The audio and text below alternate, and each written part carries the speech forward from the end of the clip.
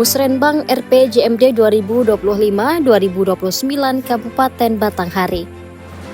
Pemirsa, pemerintah Kabupaten Batanghari menggelar Musrenbang Rencana Pembangunan Jangka Menengah Daerah RPJMD Kabupaten Batanghari tahun 2025-2029 pada Selasa 24 Juni 2025 bertempat di Aula Kantor Bupati. Dalam kesempatan tersebut dihadiri oleh Bupati Batanghari Muhammad Fadil Arif didampingi oleh Ketua DPRD dan perwakilan Bapeda Provinsi Jambi serta Kepala OPD dan Camat dalam lingkup Pemkab Batanghari. Acara tersebut diawali dengan menyanyikan lagu Indonesia Raya.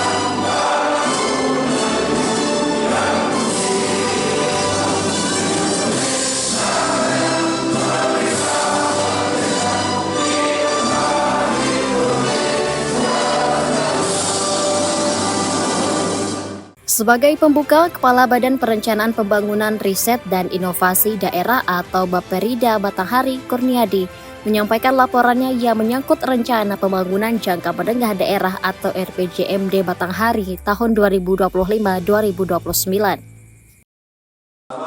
Penyusunan kajian lingkungan hidup strategis KLHS RPJMD Kabupaten Batanghari tahun 2025-2029 yang telah disusun pada tahun 2024 yang lalu. Yang kedua, penyusunan RPJMD Teknokratik Kabupaten Batanghari tahun 2025-2029 juga telah dilaksanakan pada tahun 2024 yang lalu. Yang ketiga, evaluasi RPJMD Kabupaten Batanghari tahun 2021-2026. Penyusunan naskah akademik dan peta RPJMD Kabupaten Batanghari tahun 2025-2029. Kemudian tahapan penyusunan RPJMD kita sudah membentuk tim penyusun yang ditetapkan dengan SK Bupati Batanghari nomor 62 tahun 2025 tentang pembentukan tim penyusun RPJMD Kabupaten Batanghari 2025-2029. Juga telah dilaksanakan konsultasi publik RPJMD Kabupaten Batanghari pada tanggal 25 Maret 2025. Telah dilakukan pembahasan dan disepakati rancangan awal RPJMD Kabupaten Batanghari dengan DPRD Kabupaten Batanghari pada tanggal 5 Mei 2025. Selanjutnya, harmonisasi rancangan peraturan daerah RPJMD Kabupaten Batanghari juga sudah dilakukan bersama dengan Kanwil Kumham Provinsi Jambi pada tanggal 19 Mei 2025. Konsultasi fasilitasi anual RPJMD Kabupaten Batanghari bersama dengan pemerintah Provinsi Jambi, dalam hal ini pemerintah Provinsi Jambi juga telah dilaksanakan pada tanggal 12 Juni tahun 2025. Dan juga secara paralel juga telah diterbitkan surat edaran Bupati tentang pedoman penyusunan Register Perangkat Daerah pada tanggal. Sementara itu, Ketua DPRD Batanghari Rahmat Hasrofi dalam sambutannya menyampaikan dengan Musrenbang RPJMD tersebut diharapkan mampu mewujudkan pembangunan Kabupaten Batanghari serta terwujudnya visi misi Batanghari Super Tangguh. kami menyadari bahwa tantangan pembangunan daerah ke depan ini semakin kompleks dan perlu kami DPRD mendorong agar dokumen RPJMD ini memang bukan hanya sekedar formalitas, tetapi memang benar-benar menjadi pedoman dalam menyusun kebijakan program serta arahan dalam 5 tahun ke depan.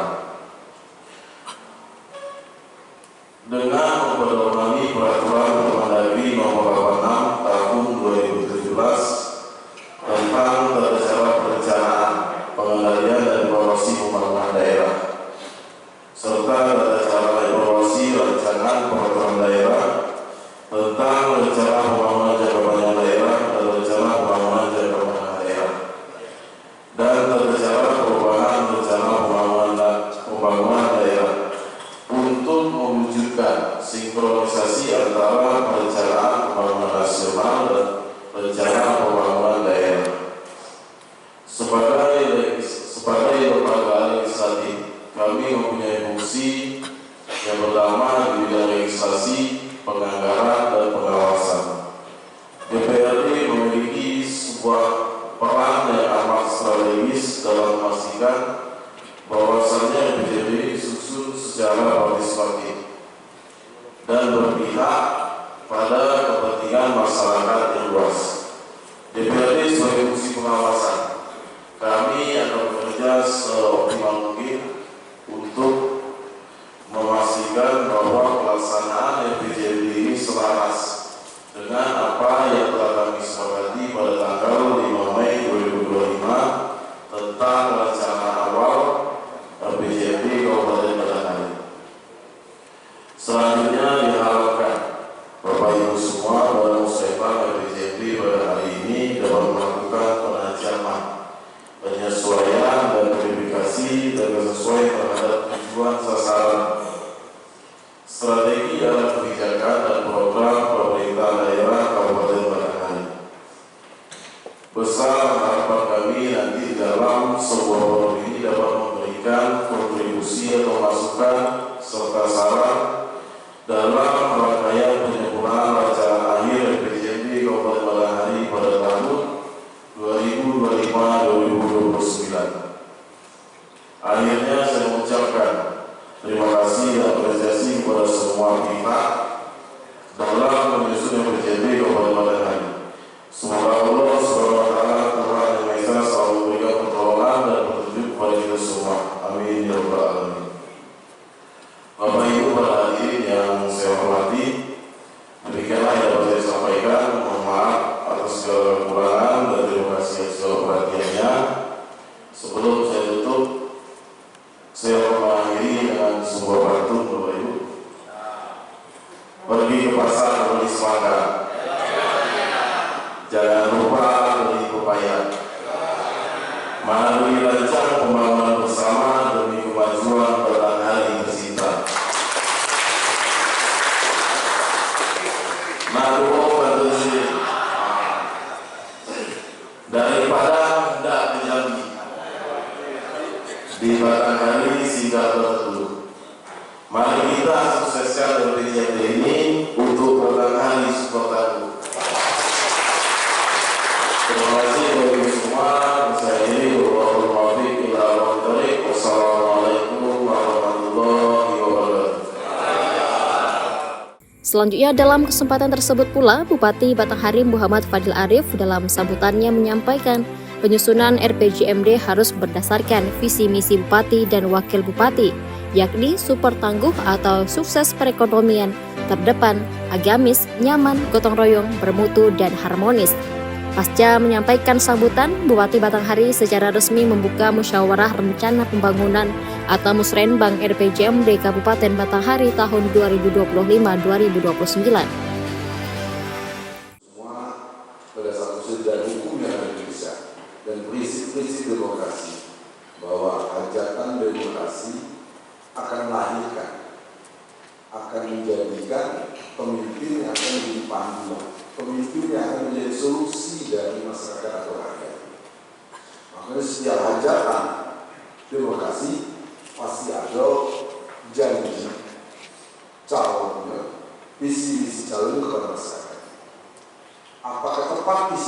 belum tahu. Tapi yang jelas disambut baik oleh masyarakat. Buktinya apa? Dengan keterpilihan seorang calon, seorang pasangan calon, maka legitimasi dari visi misi sudah terbentuk. Bahwa visi misi itu sudah diakui oleh rakyat dan disahkan oleh rakyat dengan ditetapkan pasangan calon dan dilantik pasangan calon menjadi kepala daerah dan wakil kepala daerah. Terus pertanyaannya, apa menurut kita sudah PJB? Menurut saudara PJB adalah penajaman atau breakdown dari visi misi. Karena visi misi tidak memuat waktu tahun ini sampai ke 5 tahun. Dan juga tidak membuat indikatornya apa, tolak ukurnya apa. Kita berkumpul hari ini untuk melakukan pengajaran ini. Kalau mengubahnya tidak bisa. Nah, itu kalau DPD. Nah, mengubah visi misi bertahan seperti itu tidak bisa. Kalau rakyat sudah melegitimasi. Tapi pada saat perencanaannya hanya sebatas visi misi saja, diterjemahkan dalam sebuah dokumen yang sangat normatif, maka pada saat ahli masa jabatan kepala daerah dan wakil kepala daerah menjadi tidak jelas. Apakah pasangan kepala daerah itu berhasil? Begitu banyak kejadian dulu waktu saya di pegawai yang visi misinya justru normatif, tidak tahu oleh buku kerjaan. Sehingga setiap pembahasannya ditarik sana sini, itu masuk akal. Karena koridornya terlalu lebar, indikatornya tidak jelas. Dengan kejadian dunia sana, kalau pada saat dari pertama kami yang dulu ada namanya COVID-19, Corona dulu. Dia berdampak bagi suatu daerah dan suatu negara dan semua sisi aspek kehidupan. Tapi kejadiannya sedang berlangsung dan diperkirakan akan selesai di setahun 2 tahun kemudian. Kalau dunia saat ini beda dengan COVID-19. Saat ini dunia dipenuhi dengan ketidakpastian, dipenuhi dengan ketegangan global. Apakah berdampak kepada desa Kepulauan Seribu? Berdampak, walaupun tidak dirasakan atau tidak diamati oleh masyarakat. Karena semua kejadian aspek ekonomi sangat dipengaruhi sisi keamanan dan ketertiban serta ketegangan politik. PJB hari ini harus mampu menjadi dokumen yang mengantisipasi, dokumen yang memitigasi kejadian global yang akan berdampak kepada Indonesia, yang akan berdampak kepada Kabupaten Batang. Kita diuntungkan ya, Bapak Ibu semua, untuk Batanghari seperti kita ini, ketegangan politik harus sedikit diuntungkan, karena kita mainnya di dulu. Contoh-contoh daerah main dulu kita 70% lebih sektornya berada di sektor pertanian. Biasanya orang main di hulu, dampak ekonominya tidak sebesar orang yang main di hilir. Tapi kalau orang main di hulu, dia tidak akan menikmati maksudnya lebih tinggi atau pertambahan nilai yang tinggi seperti orang di daerah. Apa sebenarnya di daerah Jakarta, Bandung, main di hilir. Kita membuat bahan baku, dia buat olahnya, sehingga kita balik-balikin. Nah ini yang harus kita juga hitung Bapak Ibu semua. Tapi alhamdulillah dengan kondisi kita main dulu, mudah-mudahan dampaknya tidak lebih besar bagi kita. Sehingga pada saat ini kita begitu lihat, ini ada kepala Polda, pasti sumber keuangan dan pemerintah pusat dan pemerintah provinsi ikut menuju ketidakpastian. Karena apa? Karena pendapatan itu adalah prognosa. Prognosa itu suatu hitungan dengan keilmuan yang ada dihitung kira-kira berapa hari bakal 1,4 triliun. Kalau bahasa ekonominya dengan syarat ceteris paribus. Ceteris paribus itu keadaannya tidak berubah. Pokoknya Palestina masih gelap, harganya masih gelap, harga sembako masih gelap. Pada saat keadaan berubah, maka prognosanya bisa menjadi tidak benar. Ini yang kita harus lakukan, Bapak Ibu. Kita juga terima kasih beserta Musrembang ini, kata-kata beserta Musrembang pada tahun 2021 yang lalu.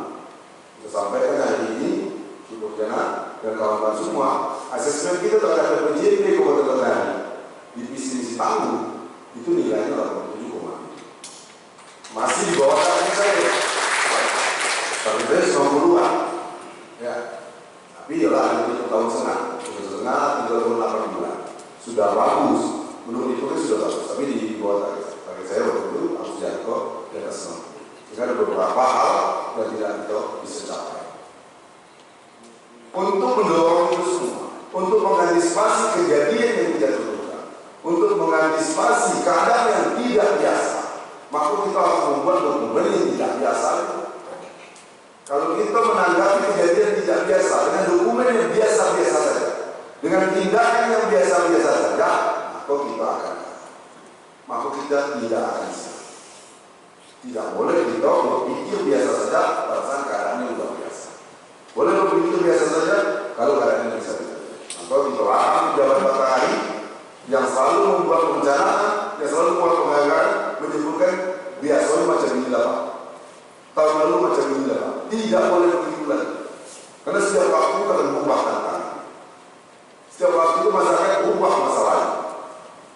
Dan minimal dari A besar ke A kecil masalahnya berubah. Minimal dari hitam ke abu-abu. Walaupun tidak menjadi tidak ada perkara macam itu, tapi dia pasti berubah. Kepercayaan itu harus hitung, harus didapat, harus didapat. Walaupun ini masih didebatkan terus dari diri saya. Ini ada pilihan. Pada saat kita bangun mengakhiri PJB, tapi tidak masuk PJB baru ini. Ada pilihan tahun 2025. Nanti akan terjadi lagi di sini di tahun 2020. Mengapa itu? Karena Indonesia masih dalam transformasi, masih mencari bentuk mana formula yang paling tepat untuk negeri, mana formula yang paling baik untuk rakyat itu. Tapi itu tidak menjadi hal ini. Bahwa sebagai pemerintah laku kita harus mengantisipasi, memitigasi yang benar. Bapak Ibu semua, batang hari ini luar biasa rahmat Tuhan kepada kita semua. Pada saat tahun 2020 untuk mulai ekonomi kita minus, di 2021 sudah membaik.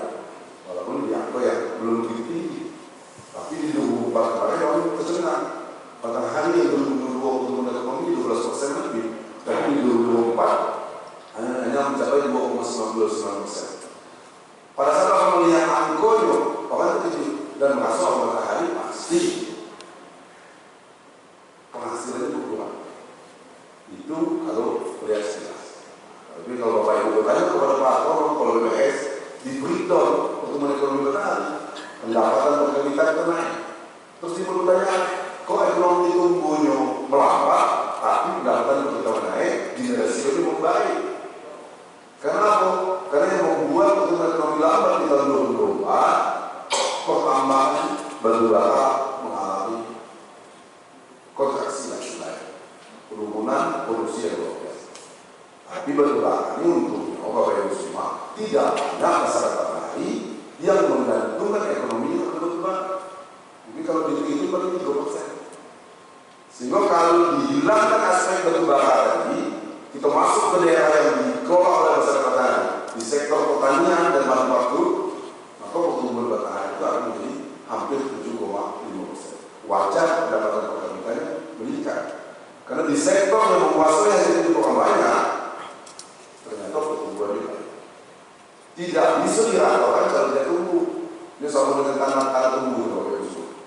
Kalau dalam lubang bisa diratakan, perlu ada rujukan tanah yang untuk ditempatkan seperti itu. Jadi prinsipnya dalam itu tumbuhkan, baru ratakan. Jangan berpikir nama ratakannya baru tumbuh. Tidak ada penampalan, tidak ada. Jadi tidak perlu orang yang berpenghasilan lebih. Tapi menjadi tantangan kita, ternyata tingkat pengangguran kita meningkat seiring banyaknya anak-anak kita masuk sekolah. Maka mindset kita harus berubah, paradigma kita harus berubah. Jangan lagi adik-adik kita, jangan lagi anak-anak kita berpikir tamat kuliah mencari pekerjaan formal. Kenapa? Pekerjaan formal itu jumlahnya terbatas. Kemudian pekerjaan formal sulit membuat orang jadi kaya.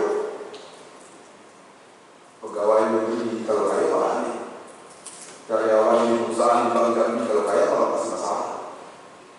Jadi hakim kalau kaya kalau juga tidak 200% kan begitu. Jadi harus dong malah sektor informal dengan potensi sumber daya alam yang luar biasa di Kabupaten Batam. Jangan pernah adik-adik itu gengsi kalau nak mengolah sawah, gengsi kalau mengolah kebun, gengsi kalau nak membuat UMKM atau tempat-tempat jualan dengan spot-spot yang telah tersedia. Pada saat paradigma ini berubah, maka majulah masyarakat Kabupaten Batam. Ini yang harus kita sama-sama dorong, Bapak Ibu. Saya sering sampaikan kepada yang cowok-cowok, tidak tahu lagi pada ini seperti apa. Adik-adik mahasiswa yang baru tamat, Jangan pernah berpikir dengan baju seragam akan dimarahi oleh cewek-cewek. Dulu begitu. Dulu cewek wanita itu takut dengan kegelapan. Sehingga kalau gelap, dia harus masuk dalam hantu, sehingga dia perlu laki-laki itu melindungi. Cewek ini tidak pernah lagi takut dengan kegelapan. Cewek ini takut dengan kemiskinan. Maka kalau budak banyak duit, banyak apa namanya? Terserah dalam memilih semua jatuh ya. Betul tak? Betul. Itu bapak-bapak yang boleh buji itu masih ada yang meminati. Kalau itu ya. Itu pergeseran zaman. Makanya kita bawa kita untuk mengembangkan potensi yang ada di wilayah kabupaten. Ya. Itu juga hal pula indeks ekonomi Indonesia jauh naik. Jadi kalau orang yang mengerti tentang indeks ekonomi Indonesia naik 1 poin saja itu baru kita ambil. Karena apa? Karena pembaginya dari seluruh masyarakat.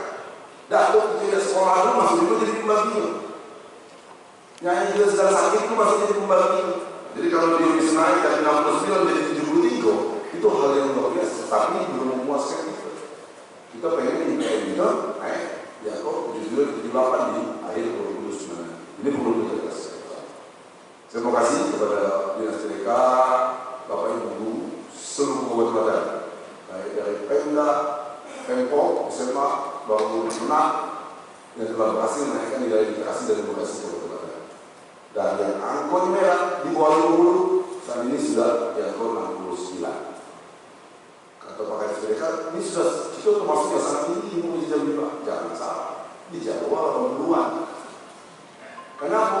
Karena literasinya lemah, numerasinya lemah, dia pasti kalah bersaing Bapak Ibu semua. Di semua sektor. Membaca salah, baca itu surat salah, dan kerja silah. Berhitung salah. Ini kayak kalau kaki kalau itu pernah main batu bara ya. Katanya batu bara itu tunggal loh, kan? Kalau mau uji atau lebih kurang. Contoh apa lagi yang dari numerasi? Kalau itu investasi bodoh. Lah jelas mana lu gawin yang untung susah itu. Kalau untung besar itu kemungkinan pemain semua. Kalau tidak penipuan pasti ilegal. Kalau misalnya narkoba ilegal pasti besar untung. Ada pula kalau nanam duit 20 juta kayak dia pula dapat sejuta duit itu lah dari sisi saya udah yang gitu. Nah itu kita harapkan. Indo SDM itu memang. Di kantin mas juga begitu. Makanya ekonomi itu jauh psikologi. Bapak Ibu kita hampir semua petani itu. Pada saat banyak orang matahari makin narkoba, pada saat banyak orang matahari main judi online, maka kebun kita sering paling orang buang. Maka keamanan dan ketertiban harus dijaga. Tidak boleh itu menandakan aparat, karena aparat jumlahnya terbatas. Dan perintah agama juga jelas, bahwa kita harus mengamankan hak kita. Tidak boleh bergantung kepada orang lain saja. Polisi membantu, jaksa membantu, hakim membantu negara hukum. Tapi untuk hal itu kita harus terlibat. Ini sering kita, Pak di sini banyak pembalikan kuasa lalu, Pak. Apa yang kita boleh lakukan? Pak ya Pak, dia paling itu dibatasi angko. Jangan kamu terbatas dengan itu. Kamu tangkap orang itu bisa dipukul, kalau dipukul ada kamu. Diikat di belakang yang ada kebun. Sebabnya pasti mau mengatakan kembali ke secara ekonomi, jika pencurian yang tinggi tadi itu akan mempengaruhi seluruh orang bisa malas mahal kebun. Kenapa? Karena ditolak oleh banyak orang. Kemudian ada beberapa cost, ada biaya yang lebih dikeluarkan dalam rangka mengamankan itu. Ada sebagian memasang CCTV, ada sebagian pakai kebun supaya banyak bisa paling kalau lagi buka-buka sekolah ya. Ada sebagian yang bayar tidak hukum. Ini harus kita berantas pertama supaya biaya tinggi tadi bisa kita hilang. Karena pendapatan itu yang kita hitung pendapatan dari apa yang lebih dari itu. Bukan nominalnya. Ada orang pendapatan nominalnya tinggi juta. Tetapi lebih banyak. Karena pendapatan per kapita tapi dia terpatokan ya. Dari yang kaya ke yang miskin. Kita ini pendapatan per kapita itu 80 juta setahun. Ya, kalau bisa setahun, nanti kalau dibagi 12 bulan, lebih dari 10 juta. Itu keadaan ini. Tapi, apakah apakah ada yang dijuta? Ada. Yang nutupnya yang juta 100 juta tadi. Ada kan pendapatan ini yang ngeri itu malah oleh kita tahu di luar biaya itu ya kan menimbulkan kesejahteraan. Untuk itu kita harus galakkan keamanan itu masyarakat. Kita jauhkan anak-anak kita jauhkan dari kita dari narkoba. Dengan kegiatan positif lain. Saya seringnya baca-baca, setidaknya anak-anak jangan banyak main gadget, main gawai. Tapi tidak ada solusi. Disuruh main apa nih? Dulu di zaman kita, kalau dilarang itu ngikut. Zaman sekarang tidak ada sejarah, tidak ada salah. Tapi tidak boleh seperti itu. Pada saat kita larang, kami tidak dijawab. Kami tidak dijawab. Maka kita buat pelatihan. Kita banggakan kegiatan olahraga bersama Koni dan pengurus cabang. Itu apa? Untuk memberikan kegiatan positif lain supaya dia terjauh dari narkoba dan judi lain. Kemudian apa yang didapat? Karena pendidikan formal tidak akan bisa untuk memberikan kompetensi yang dimiliki oleh seorang manusia untuk menjadikan manusia yang siap untuk bersaing. Apa contoh kompetensi yang bersaing? Kalau dia kalah, kalau dia tidak lulus, dia nyalakan orang lain pula. Kalau dia orang dewan, kalau dia kalah, orang itu pakai duit. Memang dia tidak pakai duit, pakai juga kan? Tidak. Ya orang itu jadi tolong bupati, memang dia jadi tolong bupati, itu ciri-ciri orang kan karakternya tidak kuat untuk bersaing dengan olahraga salah satu untuk menguatkan SDM masyarakat. Ikut pemilihan kades kalah adalah, ikut pemilihan kalah adalah, buka usaha rugi adalah, nggak boleh rugi, waktu sanggup bantuin aku. Tapi orang yang kompetitif, orang yang punya SDM baik, dia akan mengevaluasi, wah kita bisa strategi macam itu, strategi harus diubah. Bukan standar, orang yang harus diturunkan standar dia harus dinaikkan. Seperti siapa saya, Bapak Ibu semua, kita akan buat pemetaan itu siapa saya. Karena arus globalisasi tidak akan menghalangi batas wilayah, tidak akan menghalangi batas negara untuk orang saling bersama. Kita paling globalisasi, tapi prakteknya dengan kita diarahkan manusia. FPJMD ini salah satu cara kita, salah satu usaha kita. Bagaimana SDM bertahan? Bapak Ibu semua, infrastruktur, jalan perlu, jembatan perlu, lampu jalan perlu. Berat, karena duit mesti banyak. Tapi kalau duitnya selesai dari membina SDM, ada duitnya pun tidak bisa serta-merta selesai. Kenapa? Perlu perencanaan yang baik, perlu pelaksanaan yang baik, perlu konsistensi dari apa yang kita lakukan. Orang kita ini hobi, anak kayak ini contohnya muslim tahun belum bilang kalau buat bagus maka kalau kenapa penasaran macam mana dari buat bagus kan? Tapi kalau sudah masuk budaya macam ini, apalagi kami pasangan kalau tunggal, maka masih suka pak belum budaya, budaya sama budaya. Bapak Ibu semua, kelemahan orang itu salah satu adalah proses untuk menerapkan rencana, untuk melaksanakan rencana. Ini akhir PA berada. Coba ditanya di pengadilan. Rata-rata orang bercerai itu karena tidak konsisten. Bahwa pengantin minta orang semangat. Tidak dihina apa pakai tangan. Laki nak makan belum sempat ngambil nasi lah masuk miring di depan itu. Sangat bersemangat di pokok pengantin. Itu tidak umum. Kenapa? Dia tidak bisa konsisten dengan sesuatu yang berlebihan. Aku kita harus semangat, tapi tidak boleh terlalu semangat. Supaya semangat itu mesti dijaga. Di konsistensi ini yang harus dijaga. Kalau itu bentuk konsistensi kita, pada saat kita merancang PJMD ini, tahapan tahun ini jelas, kita digembok macam mana kita akan lupa. Pokoknya 26 beberapa kali harus melaksanakan ini. Karena fondasinya dari situ. Dan kita tidak boleh dikumpulkan. Bapak Ibu semua pasti pernah mengalami. Kalau kita bangun rumah, pengantin, punya anak besok positif. Karena saya bangun rumah itu setelah pertama saya. Waktu kita bangun rumah, waktu kita tegak rumah, pondasi lewat tangan atau sana kita. Wah, itu basing deh. Buat pondasi itu lurus rumah itu. Pondasi macam itu. Mau kita naik ke ini, naik ini. Ini plastik itu langsung Mana lah rumah bisa. Mungkin naik lagi atapnya. Lewat lagi sana ada tetangga tadi. Kalau macam itulah atapnya bisa muncul sudah. Terus kita bangun akhirnya siap rumah. Pasti lewat, rumah jadi. Begitulah konsistensi.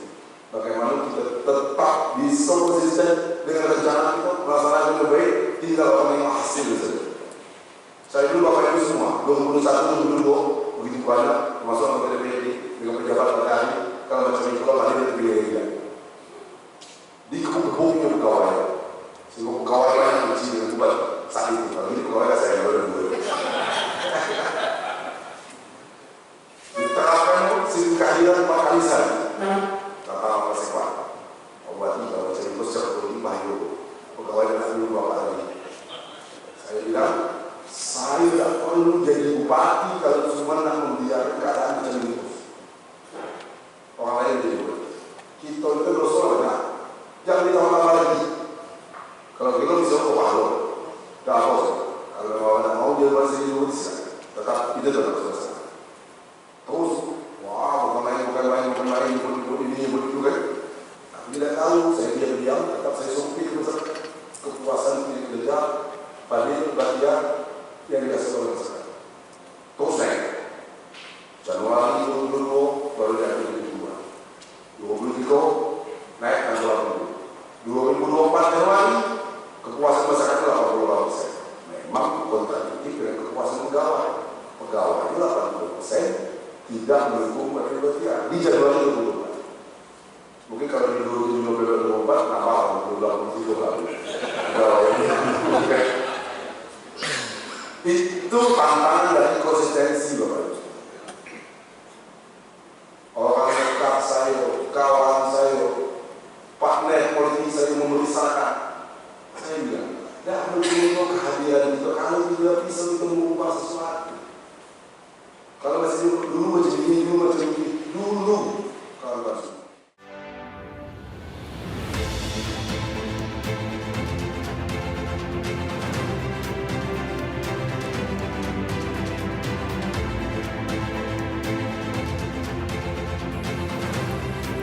Bupati Batanghari Muhammad Fadil Arif juga menyampaikan indikator-indikator makro di daerah setempat dalam 5 tahun terakhir, yaitu pertumbuhan ekonomi, tingkat pengangguran terbuka, penduduk miskin, Gini rasio, indeks pembangunan manusia, dan inflasi.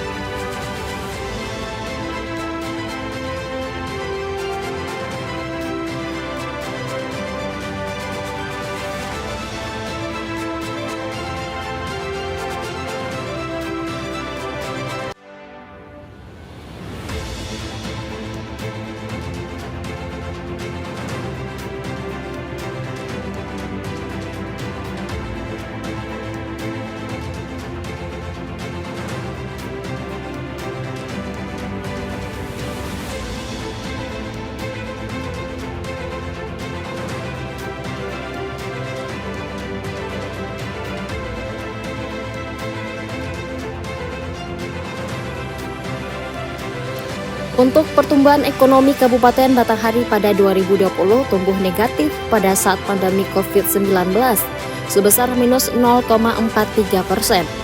Pada 2022 pertumbuhan tersebut sebesar 12,27% dan pada tahun tersebut kontribusi sektor pertambangan dan penggalian sebesar 59,07%. Maka pertumbuhan ekonomi Batanghari tahun 2024 bukan 2,99% namun tumbuh 7,43%.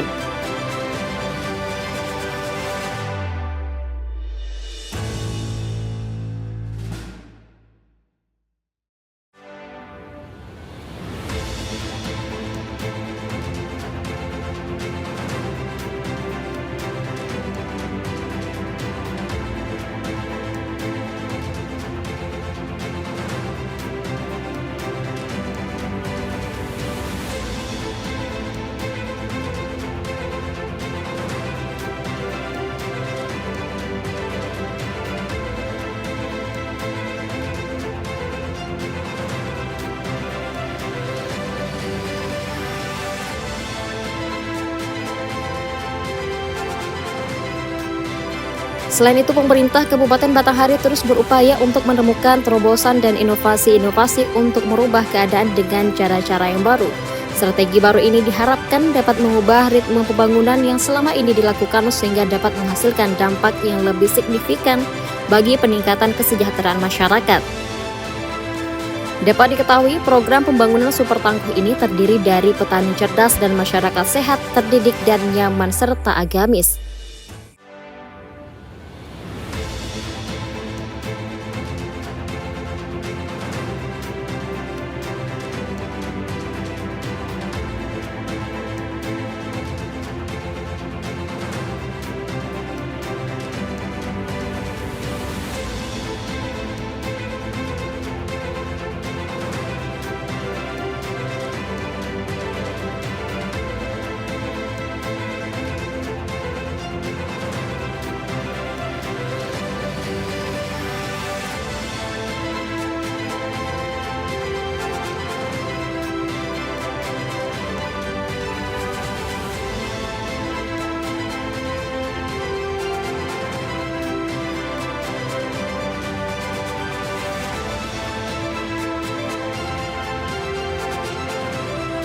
Untuk itu, dengan adanya kegiatan tersebut, tujuan dilaksanakannya Musrenbang RPJMD Kabupaten Batanghari tahun 2025-2029 adalah untuk penajaman, penyelarasan, klarifikasi, dan kesepakatan terhadap tujuan, sasaran, strategi, arah kebijakan, dan program pembangunan daerah yang telah dirumuskan dalam rancangan awal RPJMD Kabupaten Batanghari tahun 2025-2029.